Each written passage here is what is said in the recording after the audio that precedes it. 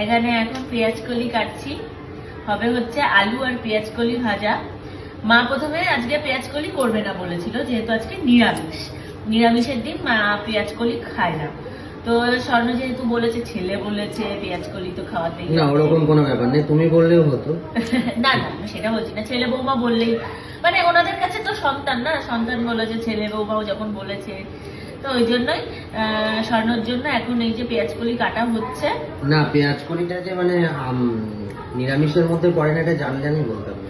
হ্যাঁ, এবার মানে আমি জানি পেঁয়াজ কলিটা নিরামিষের দিনে রান্না না, করে আমাদের বাড়িতে যেহেতু অনেক পেঁয়াজ বাড়িতে। রসুন কোনো কিছু নিরামিষে দেওয়া হয় না। অনেক বাড়িতে করে। তোমাদের কি আলু বলছি তো, পেঁয়াজ কলিটা কি তোমাদেরকে তোমরা নিরামিষের মধ্যে ধরো না আমিষের মধ্যে যাদের ধরো? বাড়িতে নিরামিষে পেঁয়াজ ব্যবহার হয় তারা ধরে না।